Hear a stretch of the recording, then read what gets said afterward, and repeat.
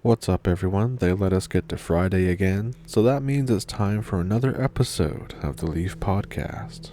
If you didn't tune in to Wednesday's video, which I hope you did, right? No, I'm kidding. It was all about the country that's also a continent, Australia. And I've always had an interest in Australia because of how far away it is, so that's one thing, and how all the animals seemingly want to kill you there.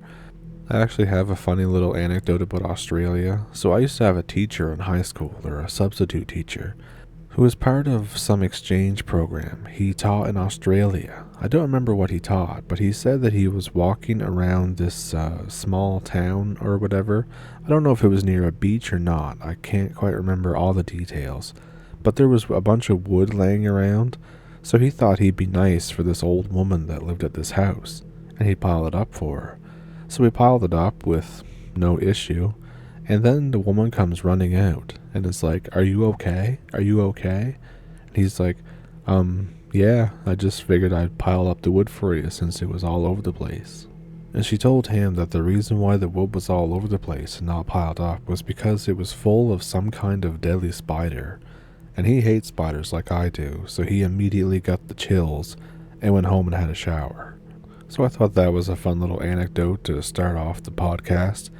So on this episode of the podcast, it's going to be a lot about Australia, and maybe if we have time, we'll talk about some other things that are interesting too. But this first one right here, it's a bit of a long one, and it's about a person who's had crawler encounters. The difference is, it seems to be all throughout her life, and we're not really sure if it's the same one, or a related one, or not. But it's pretty interesting and pretty scary. So let's get into that first.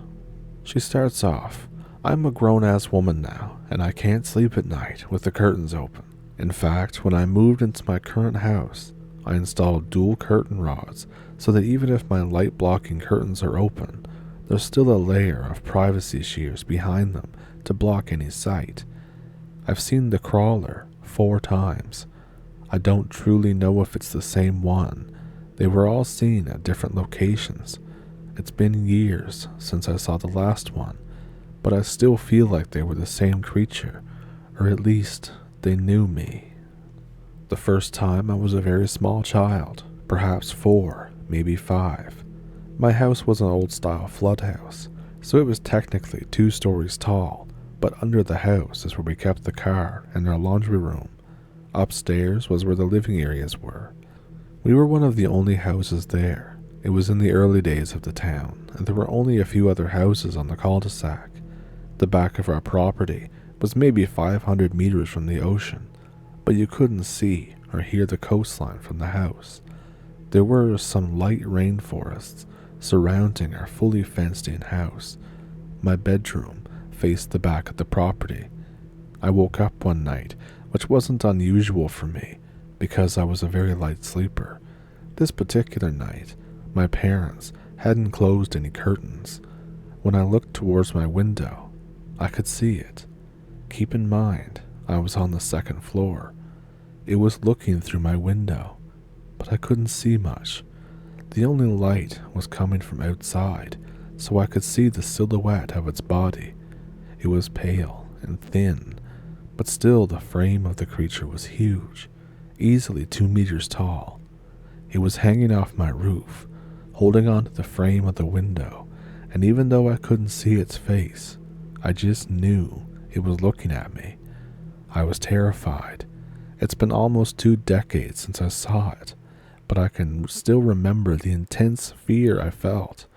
It took me so much courage just to get out of bed and walk to my parents' room, where I finally fell back asleep. My parents told me it was just a dream. I can honestly say that if I was sleeping on the 2nd story like I do right now, and if there was something looking in my window, there would be no sleeping that night. None. But of course, as a kid, especially at that age, sometimes, things that are dreams and things that are reality kind of blend in together. Even memories from that time for a lot of people are kind of foggy. And as she mentioned earlier, she doesn't know if this is the same crawler or not, but that it seems to recognize her. And If that's the case, then I think it shows some kind of advanced intelligence behind the crawler.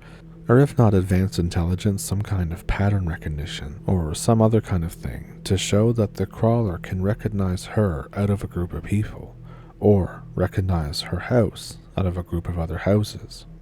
Because some encounters that you read, or some encounters that I even do, they're more operating on pure instinct, they're more animalistic, and they don't really know what humans are besides a possible enemy or a possible threat.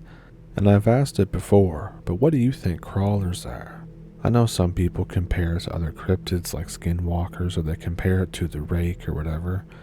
I even heard one theory that suggested that they were some kind of ancient humanoid or hominid, whatever the proper word is, and that they were living like kind of next to us. But then there was some kind of, I don't know, tribal warfare, and we kind of pushed them, or beat them back, may be a better word, into caves and stuff, and that's where they've lived ever since. And they didn't always look like they do now. That's just kind of what they became. If I ever find that, whatever it was, like a blog post or something like that again, I will link it. And as I said before, I think it is in the Torah. I think it is. But it talks about leftovers from humanity called the Shadim. And I kind of wonder if maybe that's what they are. Like kinda human, but very not human looking. I don't know. You could talk about it all day, what these things could be, or what they are. And I mean, it's not like you can just go out and interview them anyways, eh? But anyway, back into this. She said that the next time she remembers seeing it, she was probably 7. She said, I had moved into a house probably a few months before this, and that my new house was 16 hours away from my old one. It was a single-story home. It was still on the coast of the country. It was a lot further from the ocean, about 5 kilometers, but very much the same kind of area as where I used to live. We were one of the only houses in the area, and I had no neighbors. I woke up one night because I heard something banging against the metal fence. In Australia, we have a brand that makes fences and roofs out of corrugated metal that's just painted. They're quite common, 6 feet cream-colored metal fences, and they make an unmistakable noise when something hits them. I have no idea how anything could climb one of these fences. They're completely smooth, with nothing to grab onto. Even in my teens, I tried sneaking out by jumping the fence, and I just slid right down again. At first, when I woke up, I thought that some birds must have landed on the fence, but the noise continued for longer than it would take a bird to land. My next thought was that someone was trying to break into the house. I turned over in bed to face the window, and I saw it. Well, I actually didn't see it at first. It was very dark out, and I don't remember much of a moon. As my eyes adjusted, I could only make out the figure hunched down in front of my window. Even in the hunched down pose, it was still huge. This time, I didn't run to my parents. Their bedroom was no longer across the hall. It was all the way on the opposite side of the house, and I'd have to pass by so many uncovered windows to get there. I don't remember when I fell asleep, but I eventually woke up in the morning, and once again, my parents told me that I must have been dreaming. However, from then on, they always came into my bedroom and closed my blinds before bed. The next time I saw it, I was 9. I know I was 9 because I had just moved schools and I made friends with a girl who we'll call Casey. She invited me to stay at her house one night and I was so excited. She was the first friend I'd made since moving schools, and it had been ages since I'd gotten to have a sleepover. Everything went great. The night was perfectly normal, and I woke up in the middle of the night to the sound of Casey crying. I sat up in bed and asked her what was wrong. She pointed toward the window, where I saw the thing again. Unfortunately for me, Casey had a nightlight, and I could see much more of the creature than I ever had before. It looked so crusty and dry. It was almost totally white, devoid of any real identifying features, except it stared at us with black eyes and a mouth agape. Casey's window was small, and it had to hunch down to see us. We both got up and ran crying to her mom. She turned on the outside light and brought us back inside the bedroom and pointed at a large gum tree outside the window. She tried to explain that that must have been what we saw. We argued with her. The thing we saw was right against the window, not several meters away, and it wasn't to the left, it was to the right. Casey's mom eventually let us sleep on the couch. A couple months later, Casey stayed over at my house. When I woke up in the morning, Casey was gone. I asked my parents, and they told me that Casey had gotten up in the middle of the night and started crying, begging to go home. When I saw her again on Monday at school, she told me that she got up at night to go to the bathroom, and when she walked past the lounge room, she could see the tall skin monster crawling through the trees at the bottom of my backyard. She never came to my house again, and I lost touch with her when I moved schools a year later. I don't know what it was I saw. It can't have been sleep paralysis. I was able to move and speak and everything, and it wasn't a dream because someone else saw it too. I don't know if this relates in any way, but when my partner moved into my house a few months ago, he opened the curtains one night before bed. This time, it was a full moon. I had already fallen asleep. I'm now living in a 2-story house with my bedroom on the 2nd floor again. I woke up in the middle of the night to my partner getting up and closing the curtains. When I asked him why, he told me he had a nightmare that there was a tall, skinny, white man thing clinging onto my roof, almost like a spider, and it was peering into my bedroom. He said it must have been a hallucination. He had been up all night playing video games. When he got up from bed, it jumped back onto the roof. I still haven't told him, but this description of what he saw is exactly what I saw the first time I saw the crawler. Only now, I'm living in a busy neighborhood with plenty of houses. Unlike past experiences, where I've been one of the only houses on the block, surrounded by forests. I have heard mimicking many times, but I've always drawn it up to imagination. Sometimes I will hear my partner walk into the room and say hello at night, but when I roll over, I see the light coming down the hallway, and I realize that he's still in the lounge room on the computer. I've heard my mother's voice a few times too, throughout my childhood, in all the homes I've ever lived in. We had issues with dogs barking at nothing, and security motion detector lights randomly coming on at night when no one is there.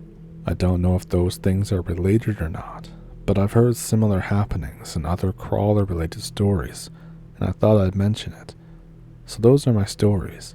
I don't know if I've seen a crawler or something else, or if I've seen anything at all. So the first thing that I'd like to talk about here is I wonder why that this specific entity took an interest in her. Better yet, why did it follow specifically her when there's so many other people, I guess. I don't want to say other people to bother, but it's just weird that a creature like this would see somebody and almost become attached to them. It kind of sounds like a spirit attachment or a demonic attachment, but we also don't really know what these things are, do we? It seems like when she had a friend over, or when she was at another friend's house, it followed her, and it feels like it was almost examining them for some weird reason. That's just the way it kind of came across. But I have to wonder why it followed her to all those different houses, or how it even did so, especially if they were usually moving during the day. I don't know if that has any impact on it, but in a lot of these that I read and that I do on the channel, it's always at night, or they appear to be nocturnal. So, do they sleep is one thing. We know they eat, but do they sleep? Where do they sleep?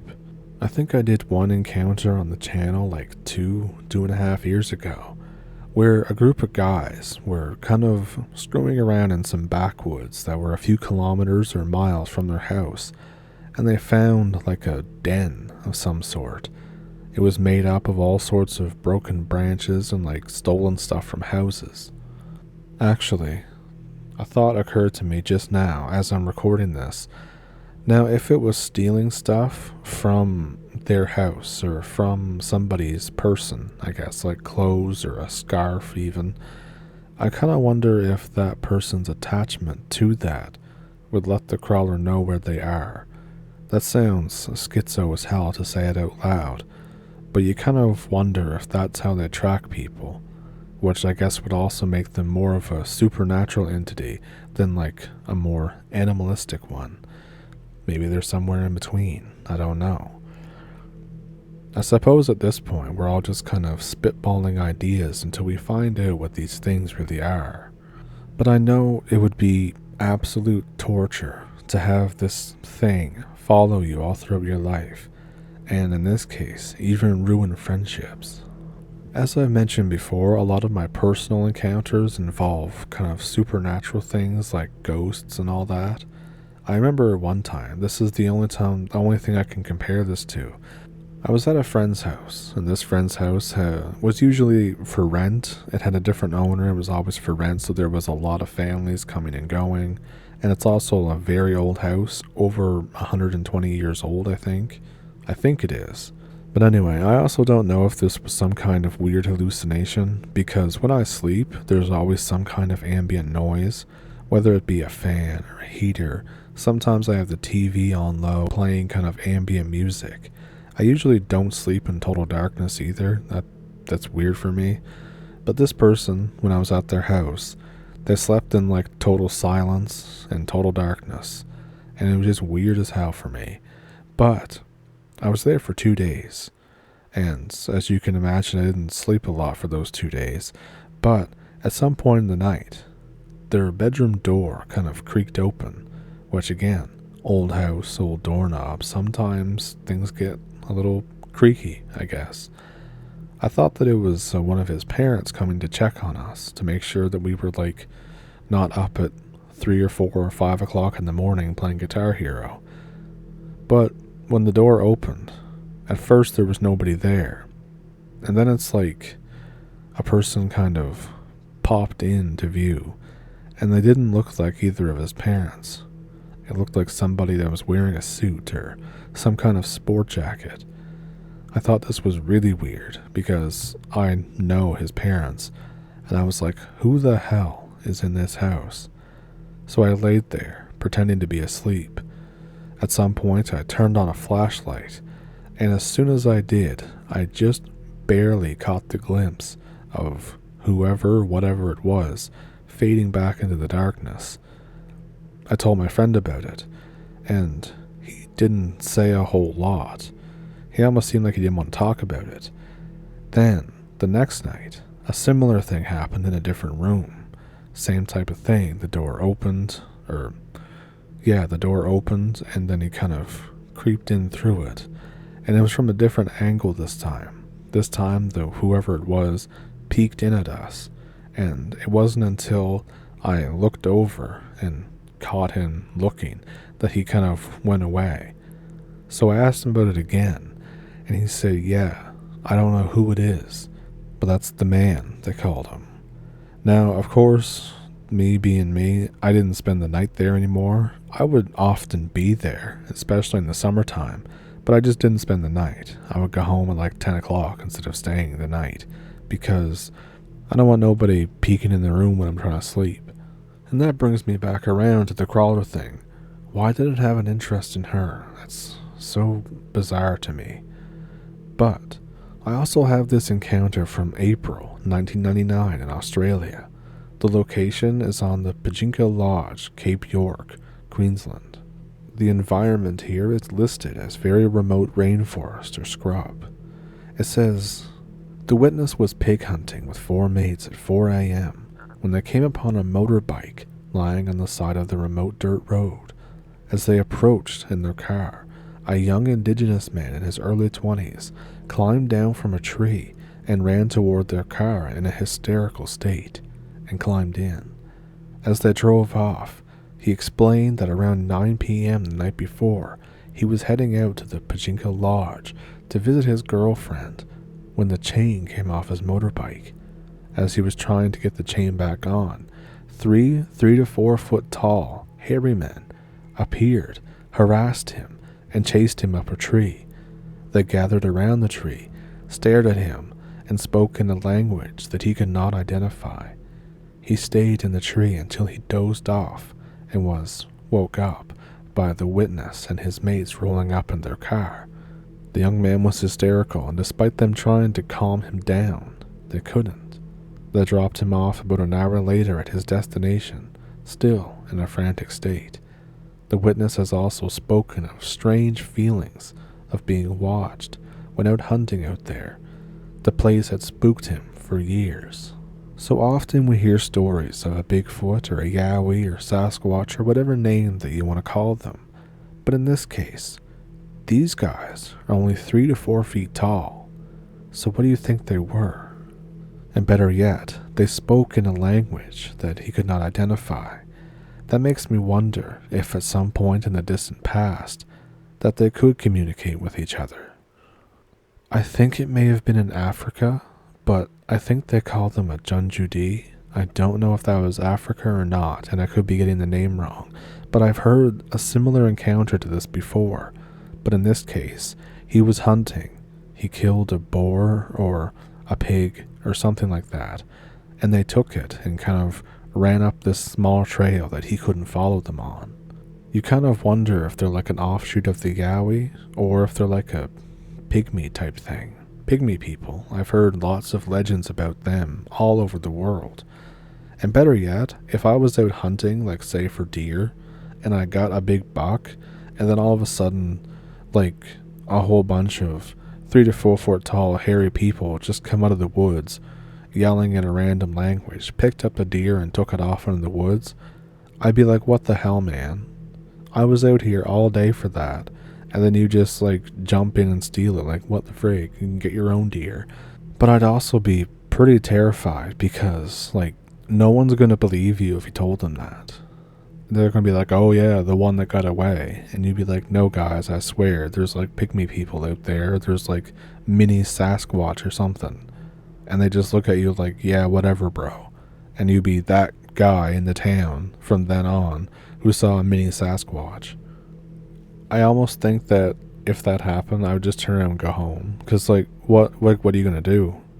They just come out there and they try to say something to you. You can't understand it. Like, it's totally foreign. And they just take your deer. Like, bruh. That would be a night that you just come home, sit down at the table, pour yourself a glass of whiskey and be like, WTF. And then just never tell anybody. Well, I mean, I would tell you guys because, of course.